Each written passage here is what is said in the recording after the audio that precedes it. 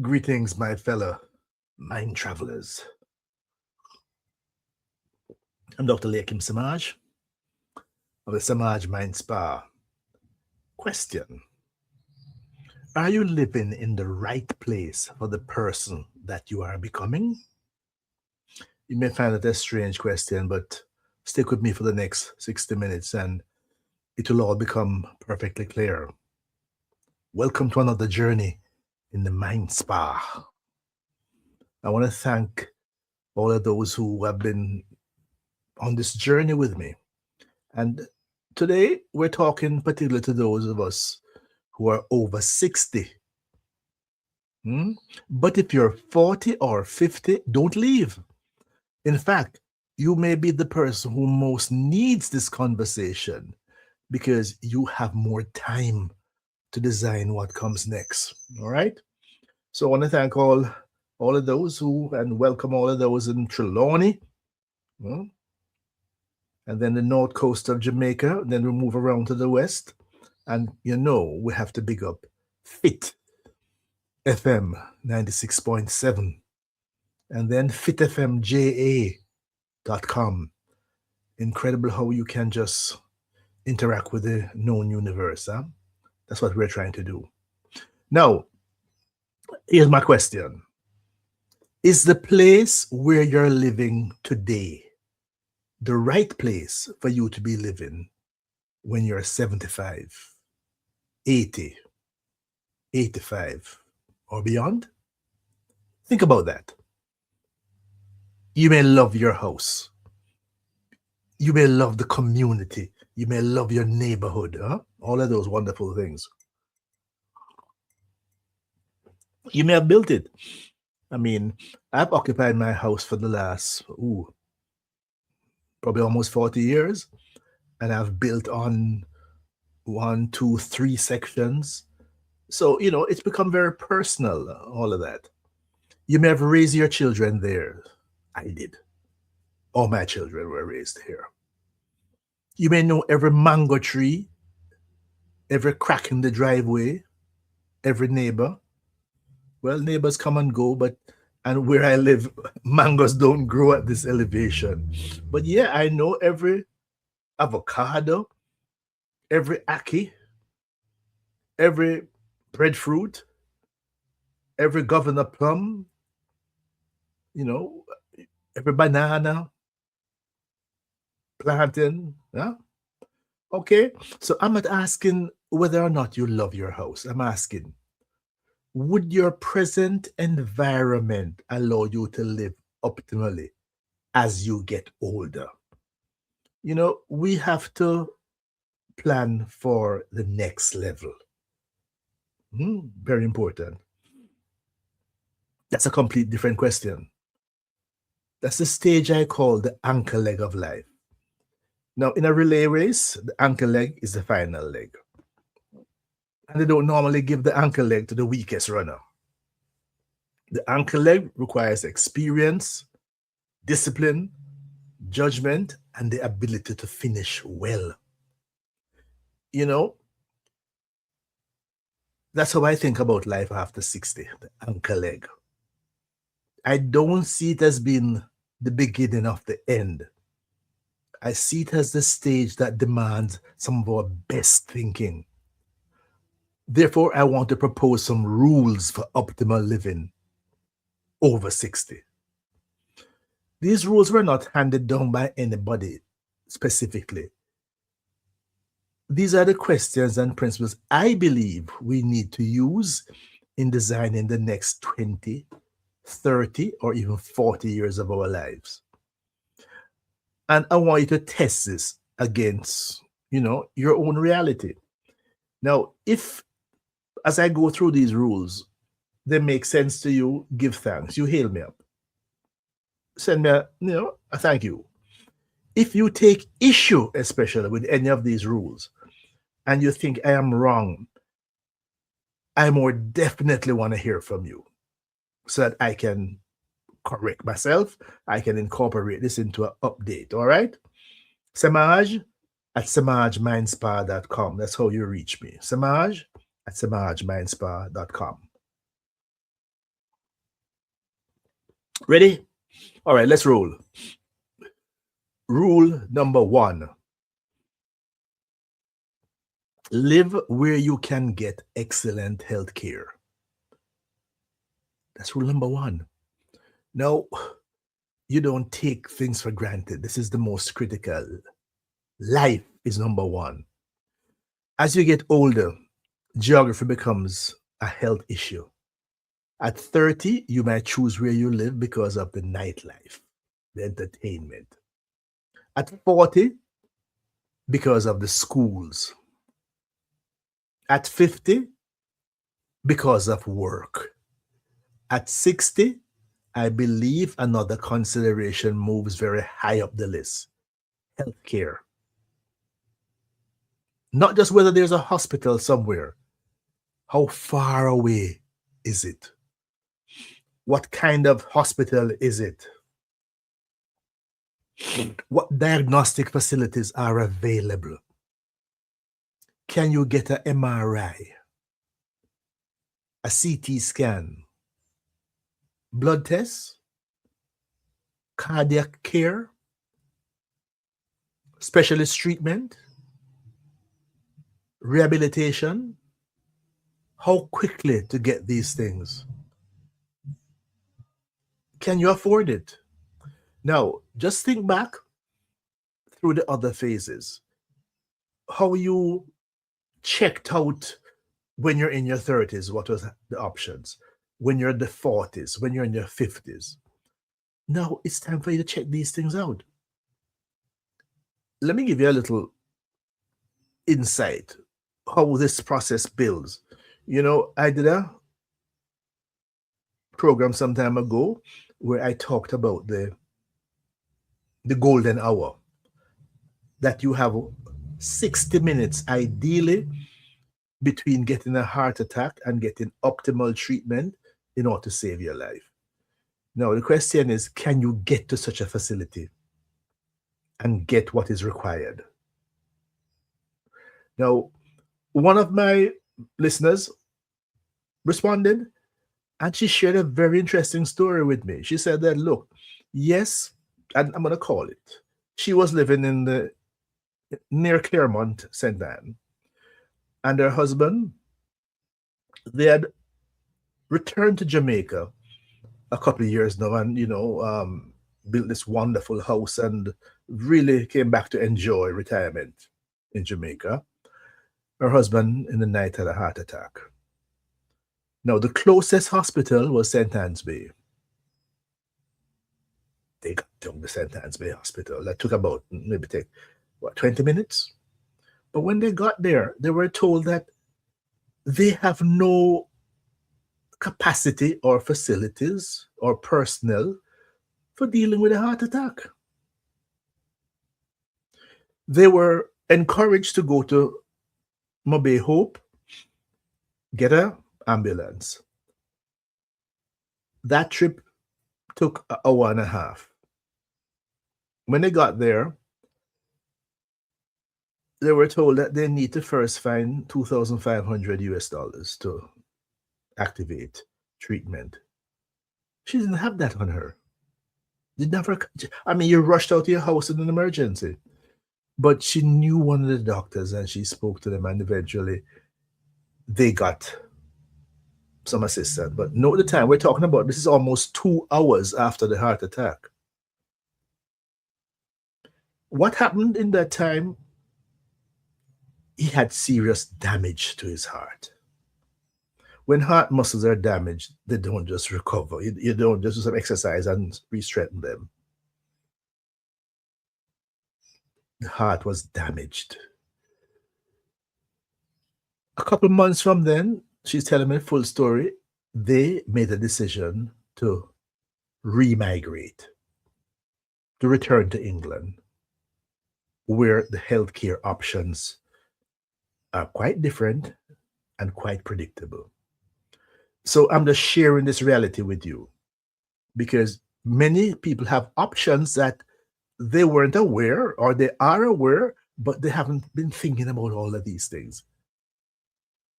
I did a piece some time ago where I talk about the most important section of your life is the last 30 years.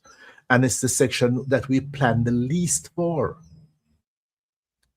Here, I'm raising this with you now. This is rule number one.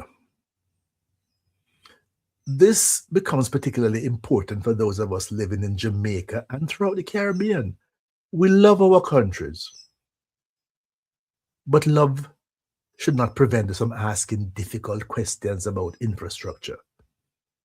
Suppose you're 75 and experience severe chest pain at 2 a.m.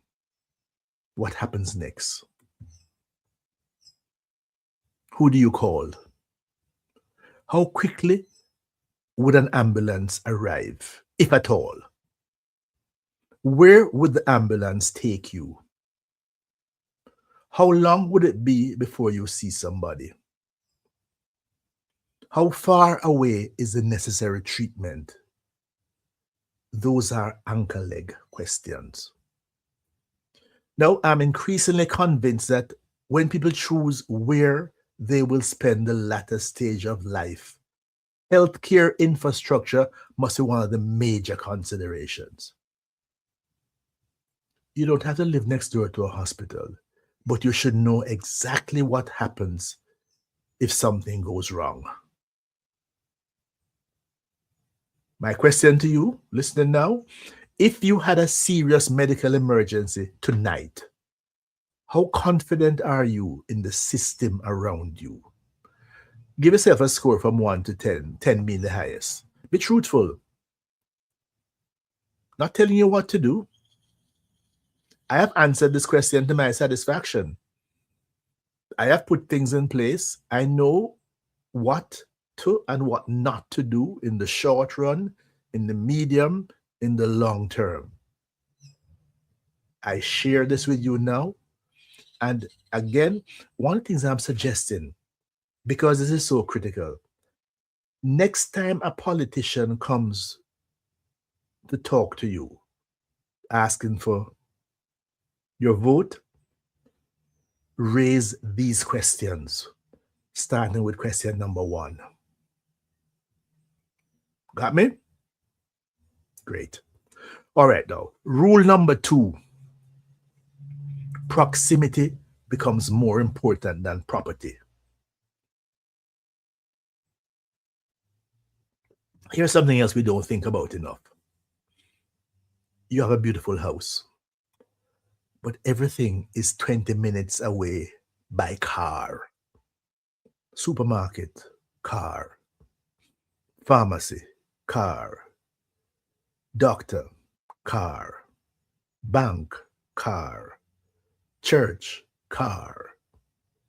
Friends, car. Exercise, car. Entertainment, car. Now suppose you stop driving.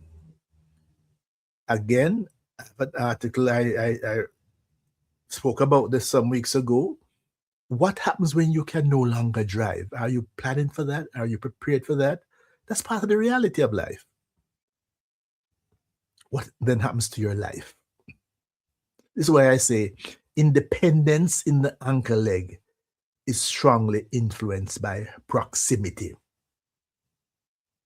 When you see all of these wonderful housing developments go up, and you think about, boy, I'd love to live there. What is the proximity to what? Imagine living somewhere you can safely walk to get a cup of coffee. You can walk to a small supermarket.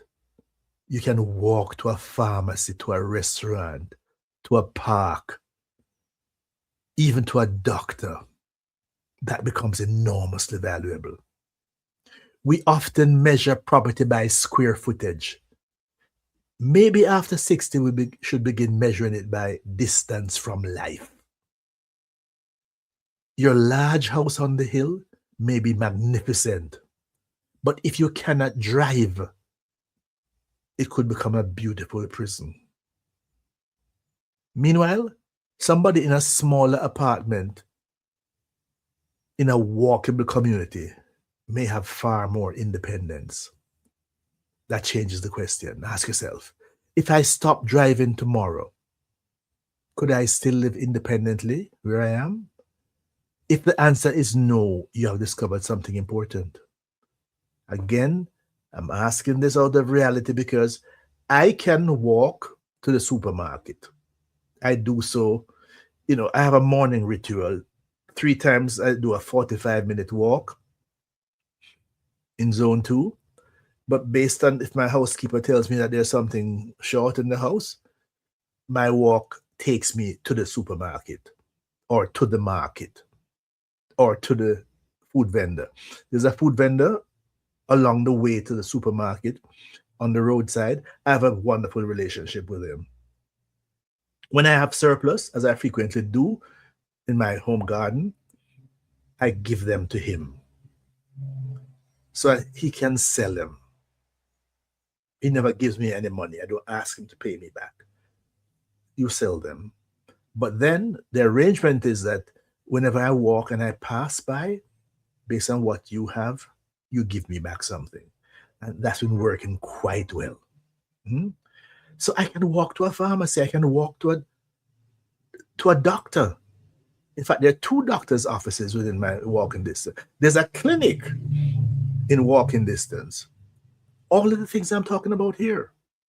Again, evaluate where you live now and to see if you need to make some changes. With me? Rule number 3, digital access is now part of independence. The 3rd rule may surprise some people. It says you need excellent internet. I'm serious. At one time, internet access was entertainment. Today, it's infrastructure, banking, online. Government services are more moving online now. In Jamaica, to register your vehicle, all of these things are now online. Medical appointments are increasingly digital. You make the appointment, you change the appointment. If there's anything, you're notified by email. Bills can be paid online. Food can be ordered online. Medication can be ordered online. Transportation can be arranged online. You can speak with your children anywhere in the world they are. I had a situation recently where somebody I know very well, as an aunt, 2 aunts, lived in New York in their 80s. They have been there from they were young people. But these ladies have not adjusted at all. They don't even own a cell phone. Where they live, they have no internet. They have never adjusted. They have never learned. And now they have no interest. Recently, we wanted to make contact with them, and I arranged for one of my daughters who live in reasonable proximity to go over to their house, and the magic of iPhone FaceTime, I could talk with them face to face via iPhone. That's the reality of life. You can work. Part of my plan for my ankle leg, I am a nomad. Spelled KNOWMAD. What's that? A knowledge worker who can work anywhere, from anywhere. I spend much of my time between Shambafrika in St. Andrew, Jamaica, and Sunrise, Florida, among many other places. But guess what? Wherever I am in touch. I do consultations via the internet, mainly Zoom. So I can work. Even when I'm in Jamaica, I rarely go into the office. There are some clients who specifically want to see you face to face, and those circumstances we do. But even after I've had the first session face to face, So if you're listening to me from anywhere you are in the world now, you can make contact. You'd like to have a consultation with Dr. Semaj? Semaj at semajmindspa.com. We make necessary arrangements. I send you the link with all in banking information. Literally, you can you can pay, bam, we can arrange it. That's how life is now conducted.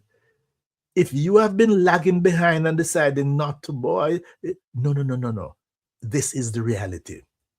You can study, you can create, you can entertain yourself, you can remain in contact with the rest of the world. This means that digital competence has become part of independent living. And this is where I want to challenge all of those 6 and over who say, me don't understand those things. Learn.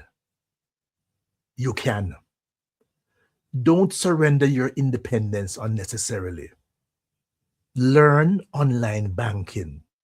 Learn video calling. Learn how to use the relevant apps. Learn how to access government services. And especially learn about online fraud and what you do to keep yourself safe. Because the more we move online, the more sophisticated the scammers become. Technology should extend your independence, not expose you to exploitation. Again, as I asked you before in the rules before, how would you rate yourself at this point where you are? On a scale of 1, the lowest, 10, the highest, what is your score? I want to hear from you. All right? Okay. Rule number 4. You need green space and safe places to walk. That's part of life. You need green spaces. Now, I see all of these high rise going up in Jamaica. I see most of the spaces around concreted. Many of them are on busy thoroughfare.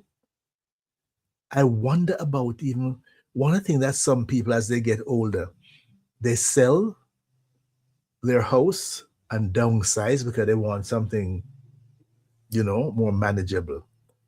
But be careful of what you're moving into. Let me paint 2 pictures.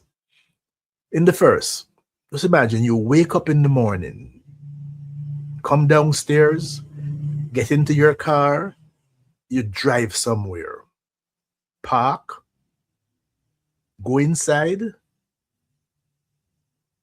return to your car at the end of the day, and drive home.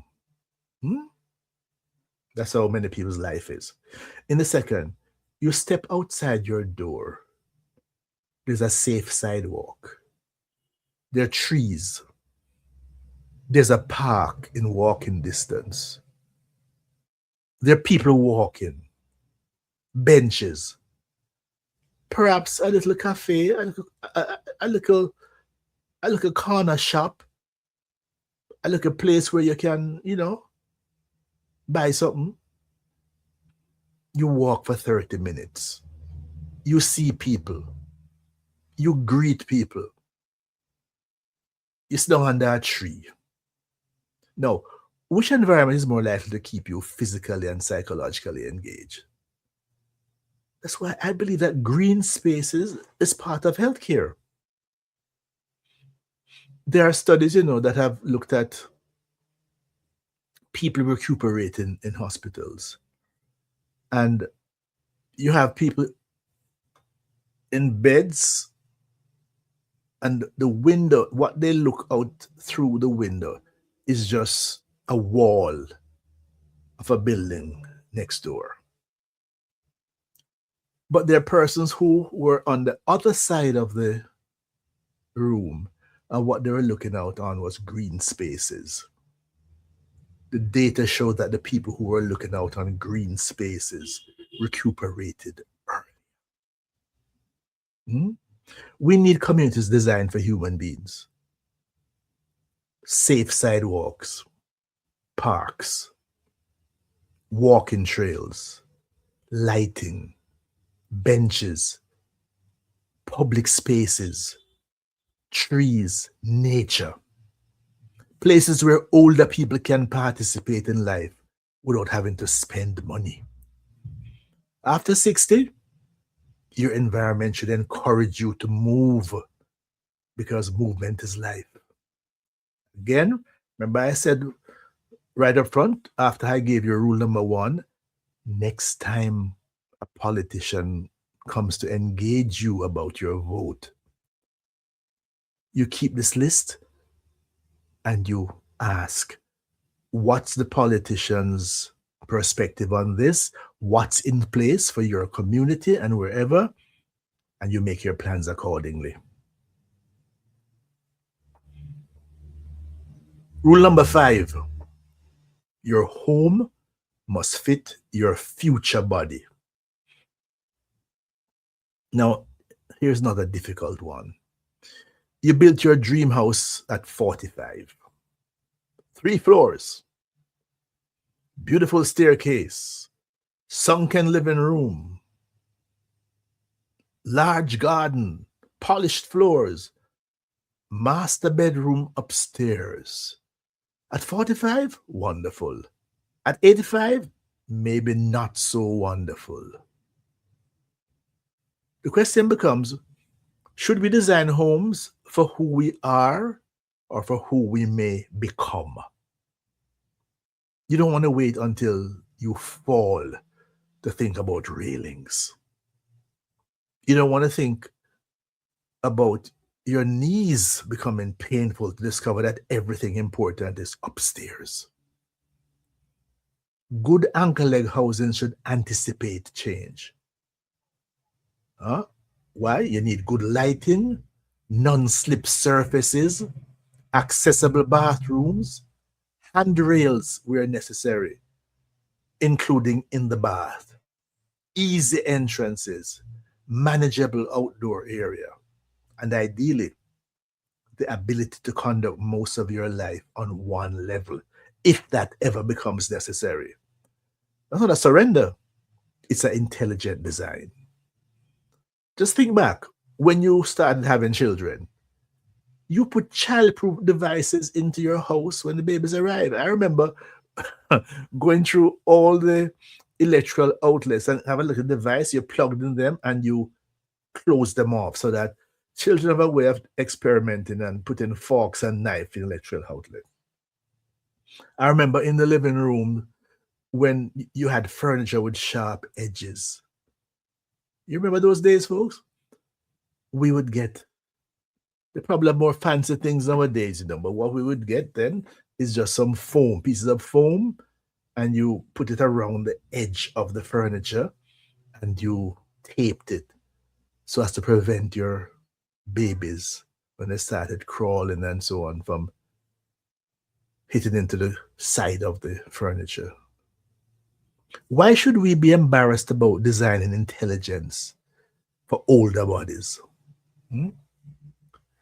So the question, would your present home still work for you if your mobility was reduced by 30%?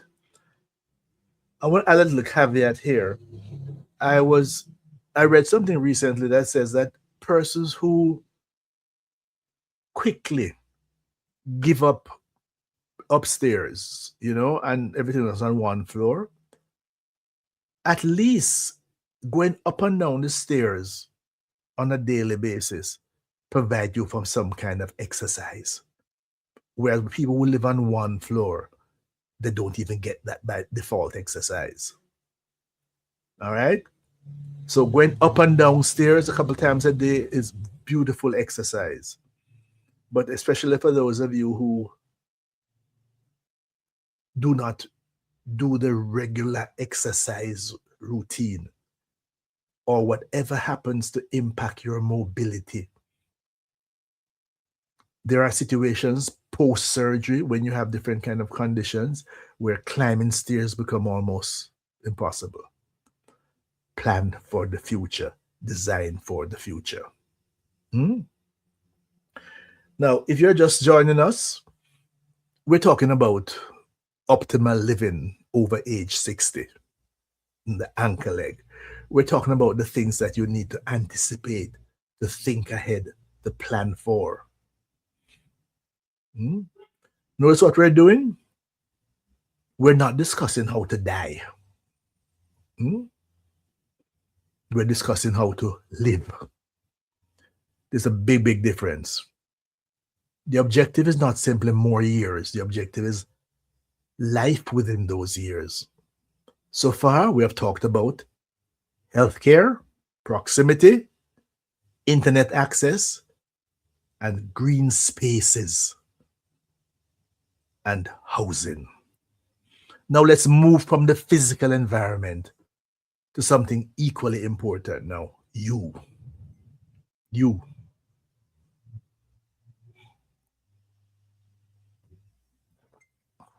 After 60, exercise changes meaning. So rule number 6, build healthcare capital. Build healthcare capital. Invest in your body. The earlier you start, the better. At 25, you may exercise to look good at the beach. Nothing's wrong with that. However, at 65 and 70 and 75, I want you to think differently. You're exercising, you're training in the stage for independence. Can you get out of a chair without using your hands? Can you get up off the floor? Can you carry groceries? Can you climb stairs? Can you walk briskly? Can you catch yourself if you stumble?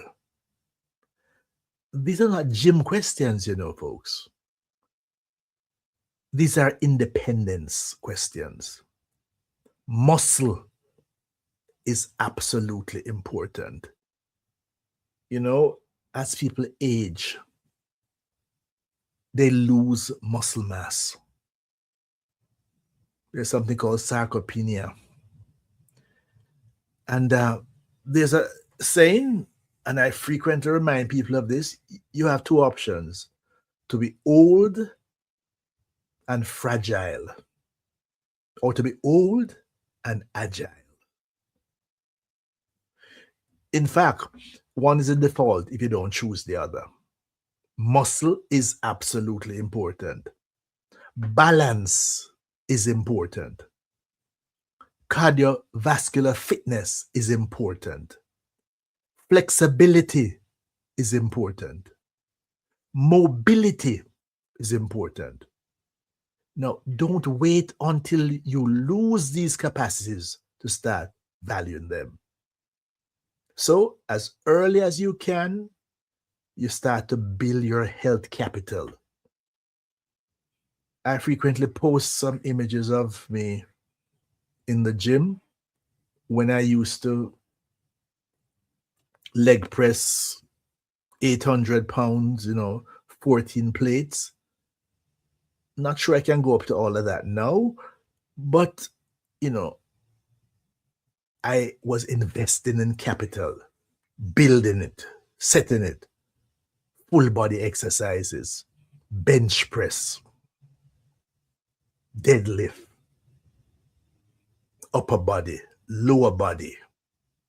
Every workout is a deposit. Every walk is a deposit. Every sensible meal is a deposit. Every good night's sleep is a deposit. You are investing in the future version of yourself. I always remind people, if you're about to just start on this journey of exercise and fitness, I recommend two things you start with. One, you visit your doctor to make sure that your baseline reality is such that they're not things that could further harm you and you need to work with or around. And I strongly encourage a trainer. If you can't get a formal trainer, a colleague or friend or relative who is knowledgeable about these things, not just in theory, but they have done it themselves, because you want to make sure that you do the right thing. All right, absolutely important. You are investing in your future self. This is not cosmetic. I have, there's a centurion decathlon, a concept that's introduced by Dr. Peter Attia, says that you think about what are the 10 things that you would like to be able to do in your declining decade, the last decade of your life. So, say you're working with a round figure of 100, that's your target. You put it somewhere. All right. Okay, you get to 90 where you want to still be able to do. I have my list. Again, I'll be 75 in a week, and give thanks, knock wood, I'm doing fairly well. One thing on my list is being able to walk 18 holes of golf with my son. Yes, I can. Being able to have a gym workout with my sons. Yes, I can. And I do. Being able to walk to the supermarket and walk back carrying the things that I bought. Yes, I can. Being able to interact physically with my grandchildren. Yes, I can. Being able to hike 1 hour, 2 hour, 3 hours, I give thanks. I still can. But you don't just wake up one day and start doing these things. I remember some years ago, 2 years ago or so, I was a guest on a radio show in Florida. And the show that very interesting is the golf and travel show. And I pointed out to them that I travel frequently. And many people, especially with a little more affluence, part of the plan for retirement is golf and travel.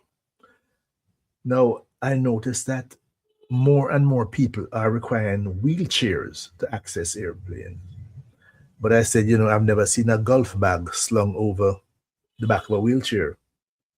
So if you plan to golf and travel, you better maintain a level of fitness. The airports are getting bigger. The distance between the check-in counter and the boarding is getting longer. And yes, I do believe that some of the people it's a scam when they request wheelchair. Because on every flight that I am, of all the people who required wheelchair to get on, only less than half of them required wheelchair to get off. But I don't think you should tempt fate. I don't think you should play with sickness. But you are invested in yourself, the future version of yourself. Okay? All right? We've gone 6 rules. Rule number 7. Even when you retire from work, you never retire from people. Rule number 7, never retire from people. This may be one of the most important rules. Never retire from people. Work gives us relationships automatically. Huh? People call you. People need you. You have meetings, you have colleagues, you have clients, you have customers. But when you retire, suddenly the phone doesn't ring as much. There's stages of retirement, and the first stage of retirement is called the vacation stage.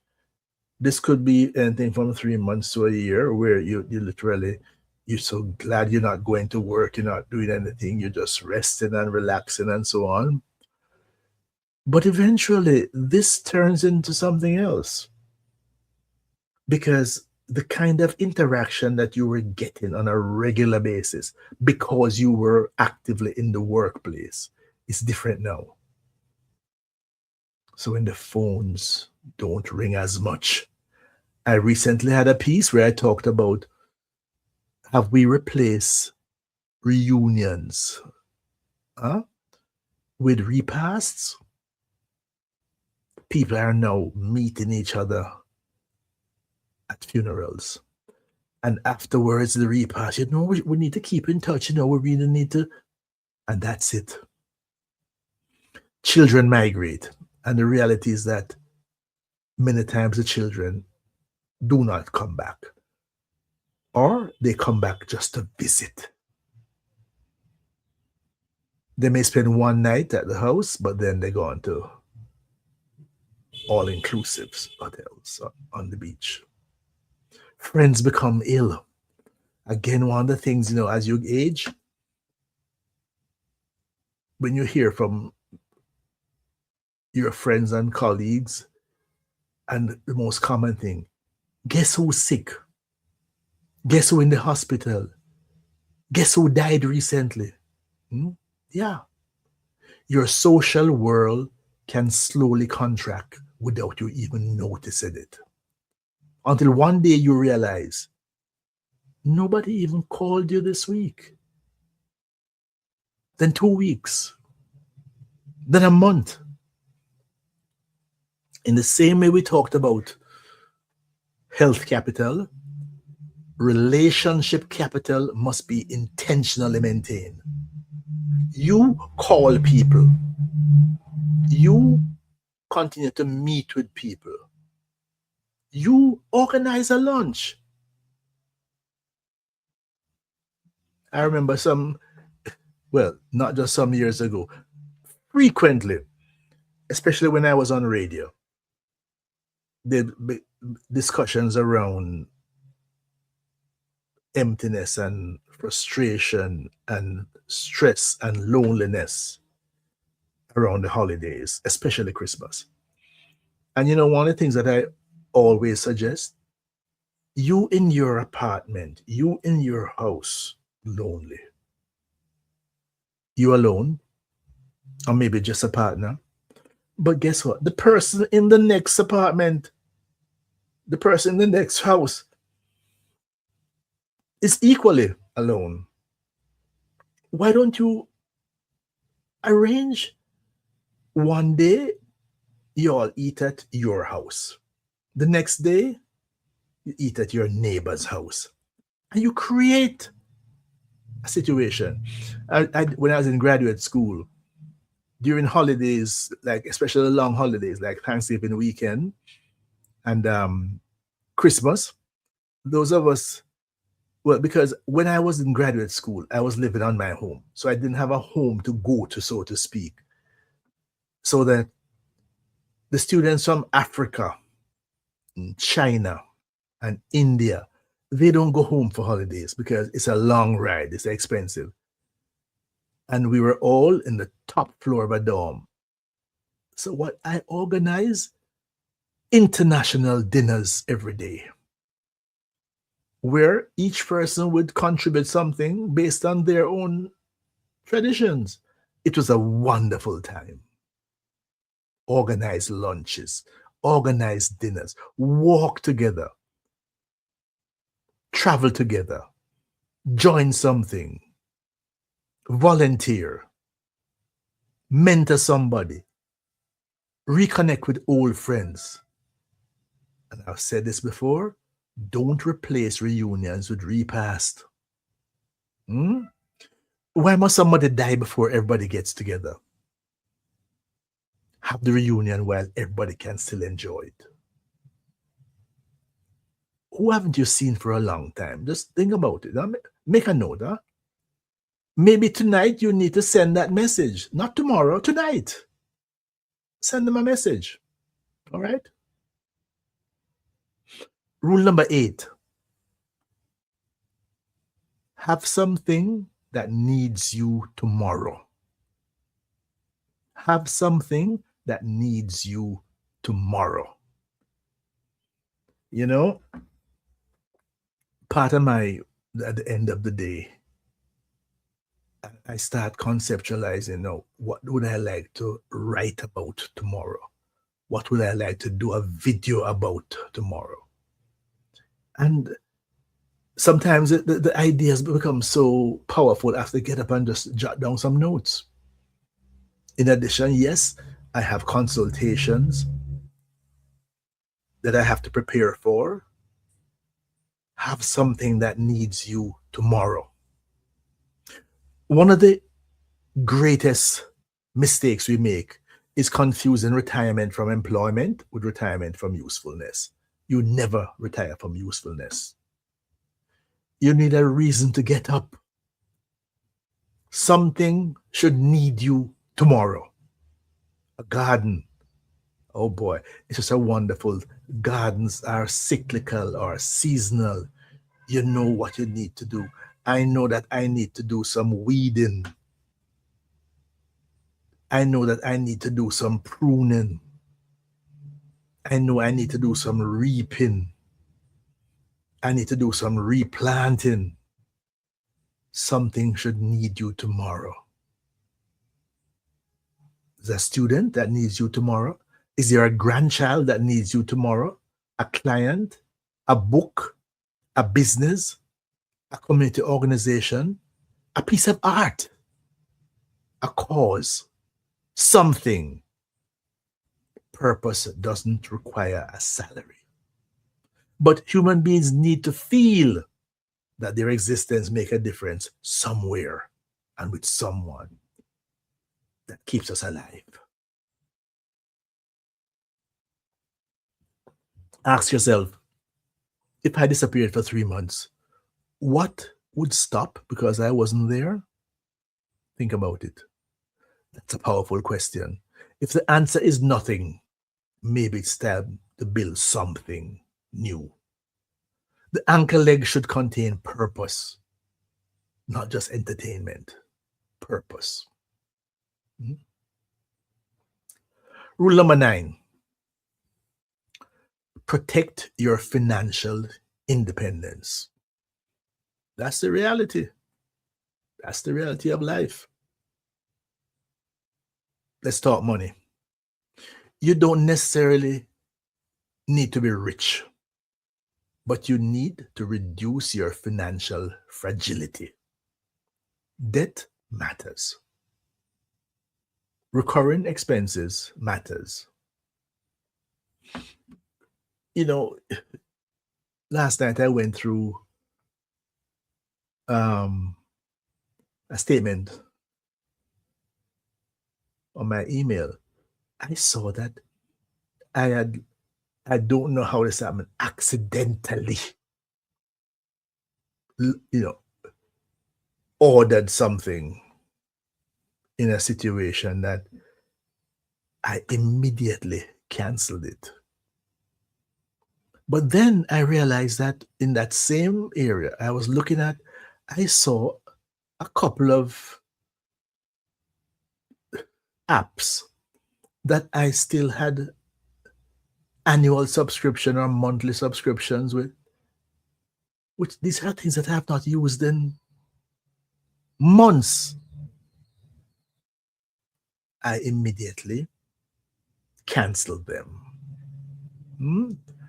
And I think it's important. You'd be surprised if that there are things that you had started many years ago and they're still there. Recurring expenses, you need to cut them. Emergency savings matter. Insurance matters. Housing cost matter. Family obligations matter. Now, this one is a double-edged sword, and I want to be very careful of that.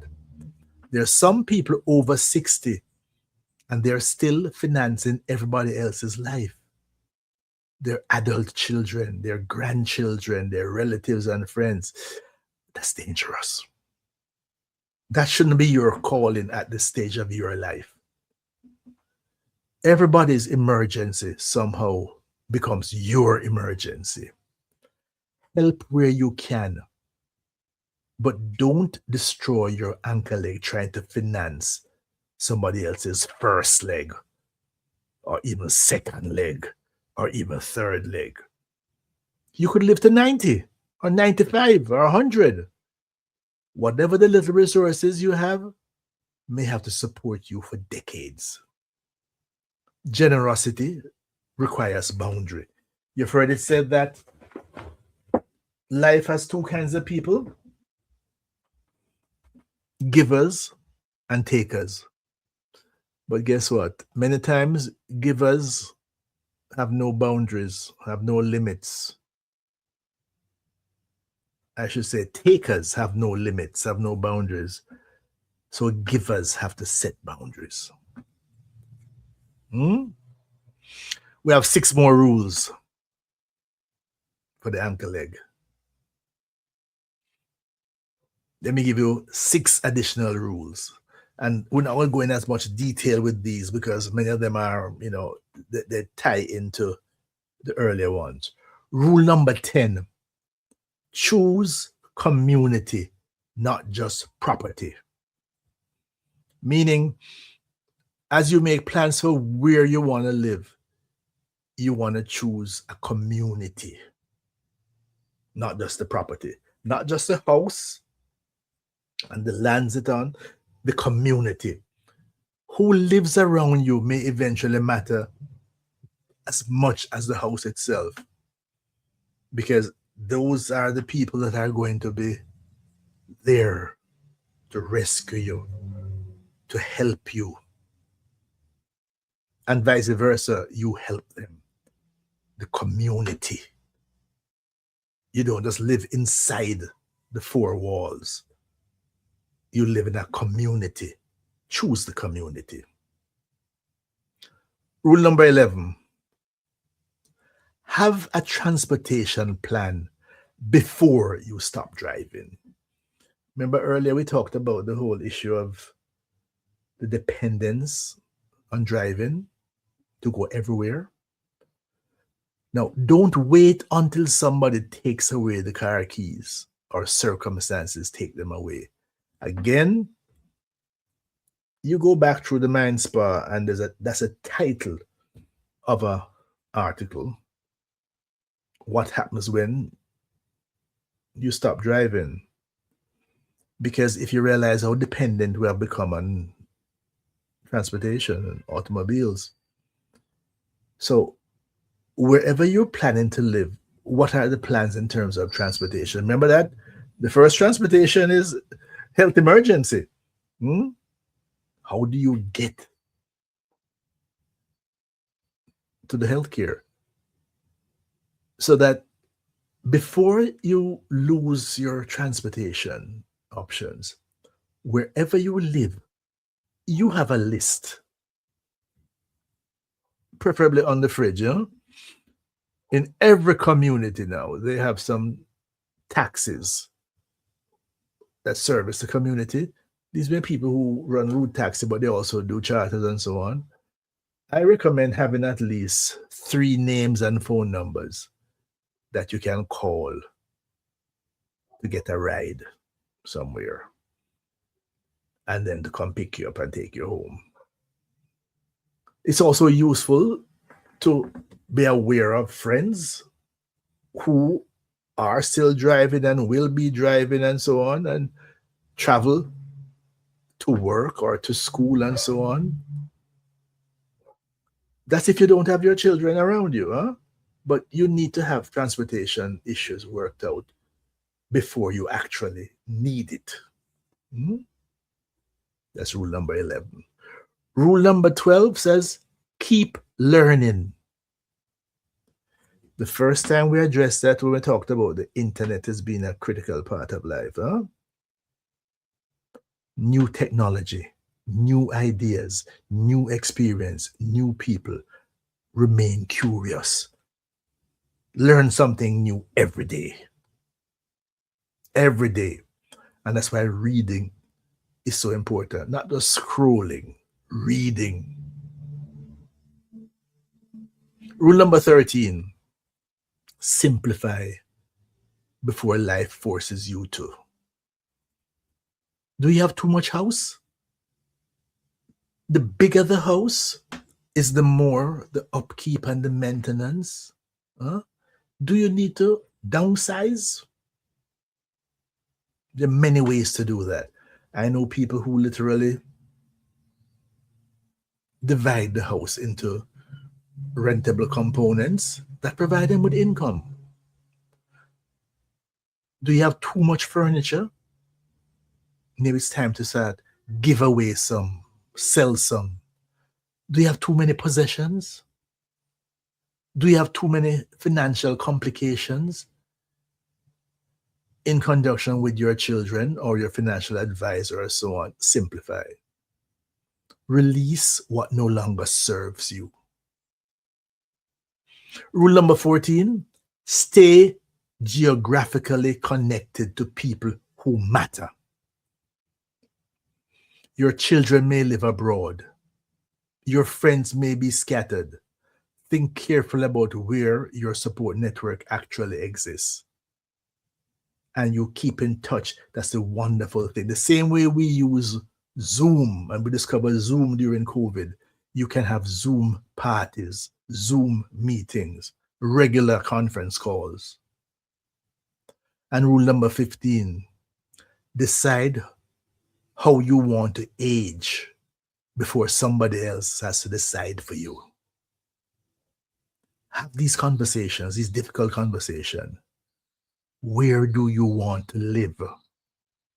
Who should make decisions if you cannot? What are your wishes? Where are your important documents? Who knows where to find them? Agency is part of optimal living.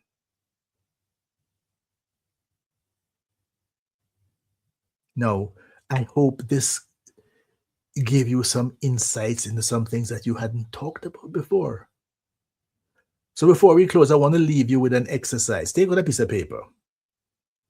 Give yourself a score of 1 to 10 on each of these. Question 1, your healthcare access. What's your score? Walkability and access to necessities like food and doctor and 3, internet and digital competence. What's your rating? Green space and safe recreation. What's your rating? 5, age-friendly housing. What's your score? Your physical health and mobility. What's your score? 7, relationships and social connections. What's your score? Purpose. Reason to get up tomorrow. Financial resilience. Transportation. Community. Lifelong learning. Simplicity. Proximity to your support network. And finally, personal control over your aging plan.